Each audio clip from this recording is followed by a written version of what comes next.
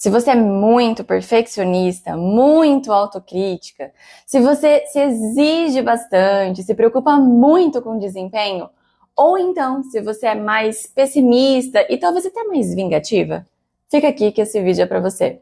Meu nome é Fernanda, eu sou psicóloga clínica, especialista em terapia cognitivo-comportamental e terapeuta do esquema, e nesse vídeo eu vou te explicar por que isso pode estar acontecendo.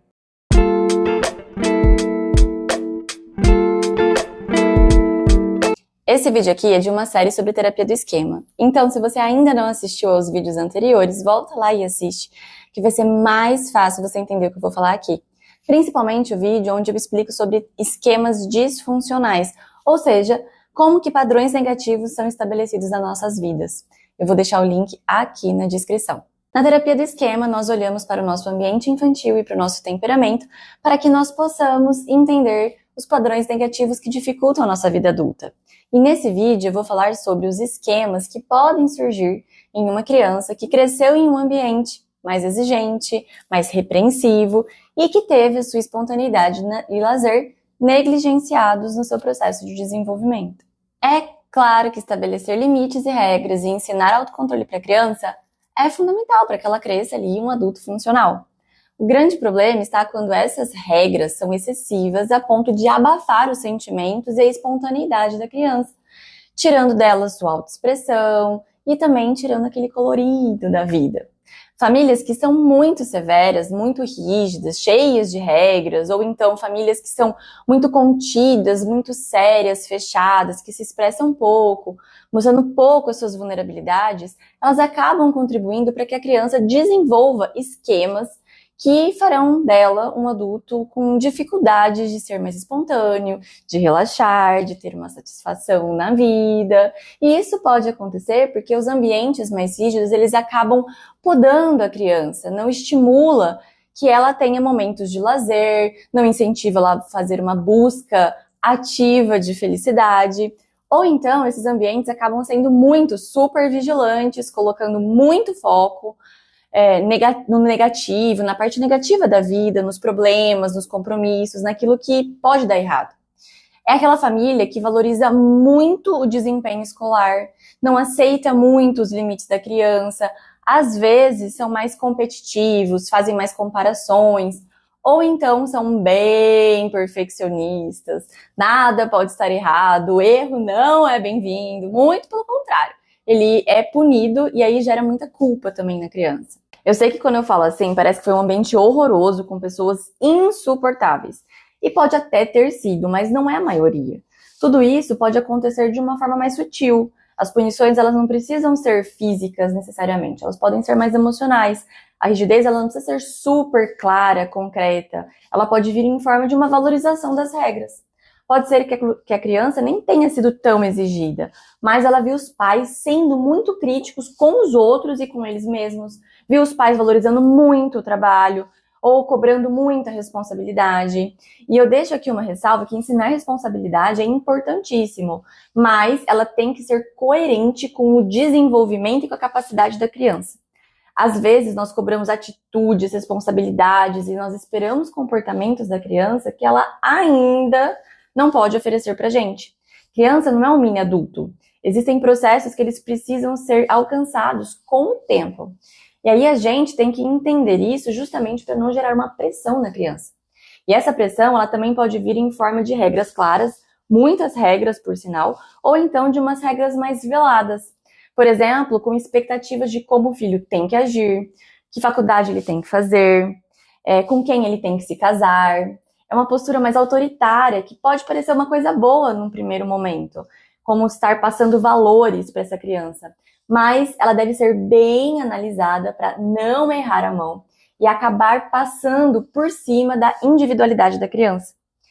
Enfim, tudo isso faz com que a criança vá entendendo o que é valorizado ali nesse ambiente. E ela vai passando a agir da forma que ela acredita que será melhor aceito nesse ambiente. E com isso ela vai perdendo a espontaneidade.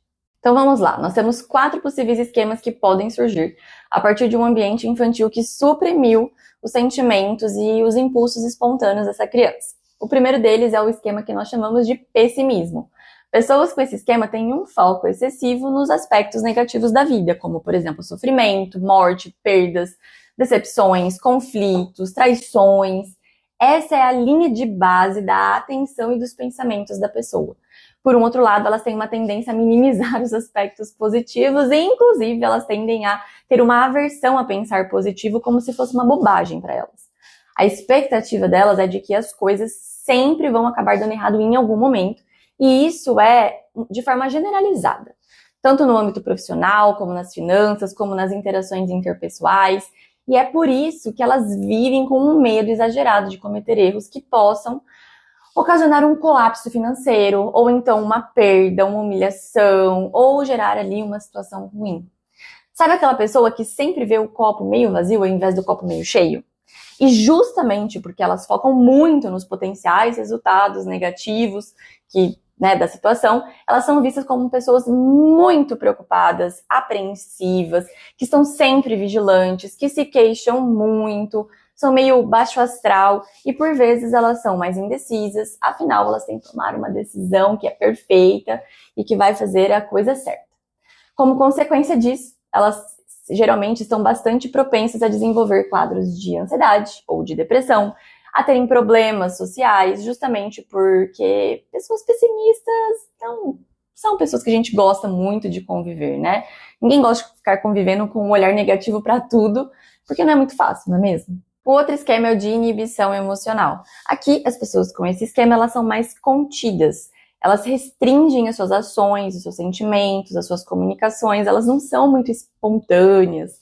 Elas contêm, assim, a sua expressão, geralmente para não serem criticadas, ou então porque elas não querem sentir que estão perdendo o controle dos seus impulsos. Na prática, como que funciona esse controle e essa inibição? Por exemplo, elas podem inibir a raiva, ou seja, mesmo que elas estejam ali irritadas, elas não vão expressar isso, pelo menos não de uma forma que seja muito clara e muito expressiva. Para além da raiva, elas também podem conter, inclusive, os impulsos positivos. Isso mesmo. Elas podem ter dificuldade de expressar os seus afetos positivos, como alegria, amor, divertimento, excitação sexual, carinho. Elas podem ser vistas como pessoas frias e insensíveis, porque é difícil arrancar delas essa expressão espontânea de afeto. Se elas, por exemplo, conquistam uma meta, um objetivo, elas não serão aquelas pessoas que sairão comemorando, gritando, pulando, contando para as outras pessoas. Elas ficam felizes sim, mas assim, para dentro. Num relacionamento amoroso, elas não serão aquelas pessoas que viverão fazendo declarações de amor, nem terão demonstrações em excesso ali de carinho. Muito pelo contrário, elas tendem a ficar mais desconfortáveis com isso. E elas também terão dificuldades de expressar as suas vulnerabilidades e por isso elas serão vistas como pessoas mais fechadas, pessoas mais difíceis de ler. E também elas manifestarão esse esquema através de uma ênfase muito grande na racionalidade. Elas ignoram muitas vezes a parte emocional. Elas são muito movidas por essa razão e justamente por isso elas são vistas como pessoas às vezes indiferentes, contidas, mais frias. E é claro que elas sofrem com isso, porque nós não somos só razão, não é mesmo? Desenvolver ali um repertório para expressar as suas emoções é muito importante.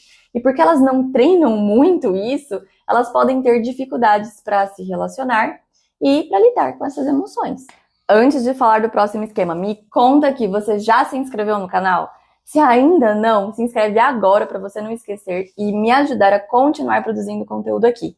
E também já deixa o seu like aqui para eu saber que está sendo útil. O terceiro esquema é o de padrões inflexíveis. Esse aqui eu entendo muito bem porque eu também tenho. Pessoas com esse esquema são pessoas exigentes. Elas fazem um esforço enorme para atingir padrões elevados que elas internalizaram. E geralmente elas fazem isso como uma estratégia para evitar a desaprovação ou a vergonha. Eu costumo brincar aqui que essa é a galera do sarrafo lá no alto. E por viverem nessa busca interminável do ideal, elas experimentam sentimentos de pressão constante e têm uma atitude muito crítica e exagerada, tanto com relação a elas mesmas, quanto com relação às outras pessoas. E essa rigidez, ela precisa ser grande o suficiente para trazer prejuízos para a saúde que geralmente elas ultrapassam seus limites ali para realizarem as coisas de uma forma mais perfeita possível. Prejuízos para a autoestima, já que a sua exigência faz com que elas tenham um foco em padrões muito altos para serem alcançados. Prejuízos nos relacionamentos, já que elas são muito exigentes, elas podem se tornar pessoas de difícil convivência. E prejuízos no prazer, já que elas têm dificuldade de relaxar, de se divertir. E tudo isso pode levar a uma insatisfação crônica com a vida. E como é na prática esse esquema? Ele pode aparecer na forma de perfeccionismo, ou seja, a pessoa tem uma necessidade muito grande de fazer tudo muito certo, tem uma atenção exagerada ali aos detalhes, e ela tem uma subestimação das suas próprias capacidades. Também pode se manifestar na forma de um apego às regras rígidas, ou seja, essas pessoas têm ideias muito fixas de como as coisas deveriam ser, daquilo que é o certo, e por isso que elas são muito apegadas a padrões morais, culturais e religiosos bastante elevados. E por fim, esse esquema também pode se apresentar na forma de uma preocupação excessiva com tempo e com eficiência. A pessoa, ela sempre tenta otimizar o seu tempo e ela está sempre preocupada em fazer mais e melhor. E por fim, o último esquema é o de postura punitiva. A pessoa com esse esquema, ela acredita que as pessoas têm que ser severamente punidas pelos seus erros. A palavra que traduz esse esquema é intolerância. Quem tem esse esquema tem uma tendência a ter raiva e ser intolerante com as pessoas que não atingem os padrões que elas acreditam serem ideais. E isso inclui elas também, tá? Pelo menos elas não tiram o dela da reta. A regra é clara e não tem essa de aliviar pra ninguém. E justamente por isso, elas têm dificuldade de perdoar os erros, porque pela sua rigidez, ela resiste a considerar as circunstâncias que podem envolver esse erro e que atenuariam a situação. Ou seja, ela não olha para a nossa condição de humanos que somos imperfeitos e que nós somos falhos. Ela leva tudo a ferro e fogo. Difícil, né? Eu trouxe aqui possíveis esquemas que podem surgir a partir de um ambiente que foi mais exigente, punitivo e contido com a criança, podando a sua espontaneidade. É importante dizer que existem diferentes níveis desse ambiente, ou seja, uns são mais severos em excesso, outros menos, outros são mais perfeccionistas. Não tome por base só o que é muito exacerbado. Esses padrões, de uma forma mais branda, também podem trazer prejuízos. E por isso, tomem muito cuidado na hora de orientar a criança e exigir dela responsabilidade e compromisso. Para que ela se desenvolva e se torne um adulto funcional, você precisará apresentar as regras e fazer sim as exigências. Mas quando isso vem de uma forma automática e refletida e excessiva, você pode mais prejudicar do que ajudar a criança. Eu sei que você quer que a sua criança seja uma boa aluna, obediente, que leve a vida a sério. E isso é ótimo. Só não esquece que ela tem necessidades e que ela é feita de emoções também. E que lazer é parte da vida, não é luxo. A vida precisa ter responsabilidade, mas precisa ter espontaneidade também. Precisa ter regras, mas também precisa ter permissão. A vida precisa ter ordem, mas também precisa ter cor. A razão nos ajuda a amadurecer e a funcionar melhor em sociedade. Mas são as emoções que nos conectam com a vida e com as pessoas.